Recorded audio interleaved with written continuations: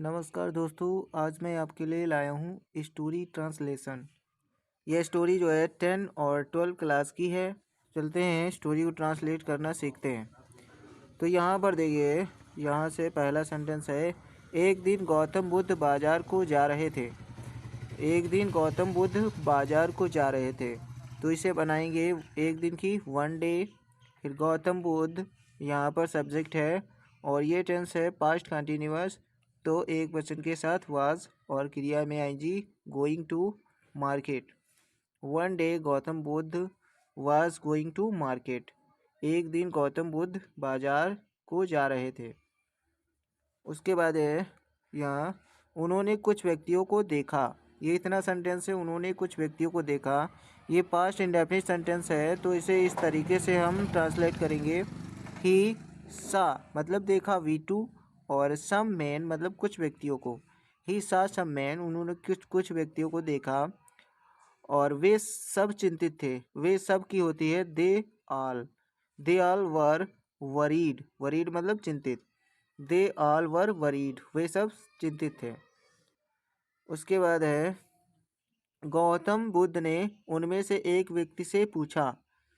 इतना सेंटेंस है, तो सब्जेक्ट है गौतम बुद्ध और आज पूछा उनमें से एक व्यक्ति से, तो वन ऑफ देम मतलब उन व्यक्तियों में से एक व्यक्ति से।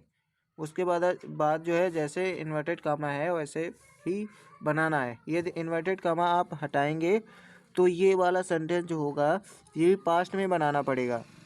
जैसा कि आपको पता होगा, डायरेक्ट से इनडायरेक्ट बनाने में हम जो है वहाँ पर जो है टेंस, यदि हमारा रिपोर्टिंग वर्ब पास्ट में होता है तो रिपोर्टेड स्पीच भी हमारा पास्ट में हो जाता है और यहाँ प्रोनाउन भी बदल जाते हैं। लेकिन यहाँ पर हमने जो है, आप जो है इस तरीके से, यदि आपको डायरेक्ट से इनडायरेक्ट बनाने में कोई दिक्कत होती है तो आप जो है जैसे का तैसा ही बना सकते हैं, जैसे मैंने बनाया है। तुम कहाँ से आ रहे हो, तो इसे बनाएंगे where are you coming from. अंत में फ्रॉम लगाएंगे क्योंकि से आया है, ठीक है। तो where are you coming from मतलब तुम कहाँ से आ रहे हो। और इतने परेशान क्यों हो, and why are you so worried. Worried मतलब चिंतित या परेशान। तो Gautam Buddha asked one of them, Gautam Buddha ने उन में से एक से पूछा, where are you coming from तुम कहाँ से आ रहे हो, and why are you so worried और तुम इतने चिंतित क्यों हो, ठीक है।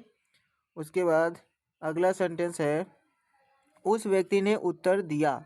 उस व्यक्ति ने उत्तर दिया मतलब यहाँ पर सॉरी, हाँ यहाँ पर है द मैन रिप्लाइड, उस व्यक्ति ने उत्तर दिया। अब यहाँ पर हमने मैन के आगे द लगा दिया, इससे ही उसकी अंग्रेजी हो गई, क्योंकि यहाँ पर हम उसे डेफिनेट मान लिए। द मैन का मतलब उस व्यक्ति ने, ठीक है। द मैन मतलब उस व्यक्ति ने, रिप्लाइड मतलब उत्तर दिया और कहा कि ओ साधु। तो ओ हर्मिट, साधु का होता है हर्मिट, और जैसे कि यहाँ पर चिन्ह जो लगा है उसी चिन्ह को हम यहाँ लगा दिए। The man replied O hermit. उसके बाद है, हम राजा के महल से आ रहे हैं। तो we are coming from king's palace. We are coming मतलब आ रहे हैं, फ्रॉम मतलब से, किंग्स पैलेस मतलब राजा के महल से, ठीक है। हम सब राजा के महल से आ रहे हैं। हम एक डाकू की शिकायत करने गए थे, तो इसको हम बनाएंगे we were going to complain. We were going to complain against a dacoit. डाकू का मतलब होता है डकैत, ठीक है। अगेंस्ट हमने यहाँ पर अपनी तरफ से लगाया है थोड़ा सेंटेंस को अच्छा बनाने के लिए, ठीक है। तो we were going to complain against a dacoit, हम सब जो है एक डाकू की शिकायत करने गए थे। यह सुनकर गौतम बुद्ध ने कहा, यह सुनकर के लिए हम प्रेजेंट पार्टिसिपल का यूज़ करते हैं, क्रिया में आईएनजी। तो हियरिंग दिस मतलब यह सुनते हुए या यह सुन करके। गौतम बुद्ध ने कहा, तो Gautam Buddha said. Hearing this Gautam Buddha said, मुझे उस डाकू के विषय में और अधिक बताओ। तो ये है imperative sentence, tell me more about that dacoit मतलब मुझे जो है उस डाकू के विषय में और अधिक बताओ। उसके बाद है, तब उस व्यक्ति ने कहा, देन द मैन सेड, तब उस व्यक्ति ने कहा, वह डाकू बड़ा भयंकर है। तो that dacoit is very terrible, terrible मतलब होता है भयंकर। तो then the man said that dacoit is very terrible, इस तरीके से आप ट्रांसलेट करना है आपको। वह चीते से भी अधिक ताकतवर है। इस सेंटेंस को कैसे बनाएंगे? He is stronger than tiger, he is stronger than tiger, यहाँ पर हम कंपैरेटिव डिग्री का यूज किए हैं, स्ट्रॉन्ग का स्ट्रॉन्गर, उसके बाद दैन आता है और फिर जिससे तुलना की जाती है वो शब्द आता है। ठीक है, तो he is stronger than tiger का मतलब वह चीते से भी अधिक ताकतवर है।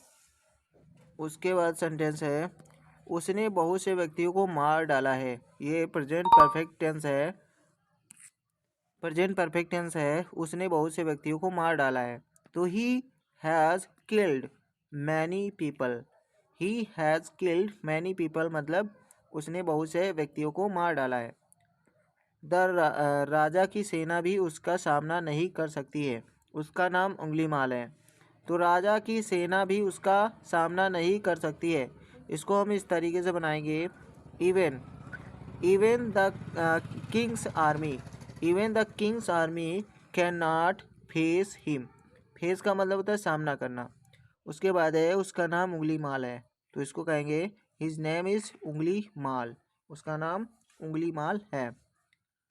लास्ट सेंटेंस है, ये सुनकर गौतम बुद्ध उस जंगल की ओर चल दिए जहाँ उंगलीमाल रहता था।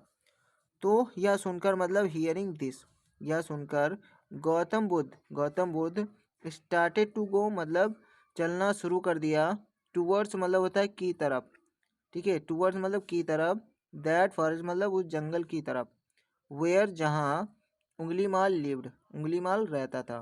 तो इस सेंटेंस को इस तरीके से बनाओगे, hearing this Gautam Buddha started to go towards that forest where Angulimal lived. तो दोस्तों यदि आपको यह स्टोरी पसंद आई हो और आपने कुछ सीखा हो तो वीडियो को लाइक करिएगा और चैनल को सब्सक्राइब करें, वीडियो को शेयर करें अपने दोस्तों के साथ जो क्लास 10 और 12 में पढ़ते हैं, क्योंकि अभी एग्ज़ाम आने वाले हैं यूपी बोर्ड के, उसमें ये इस तरीके की स्टोरी आएंगे और इस तरीके के सेंटेंस आपको ट्रांसलेट करना पड़ेगा।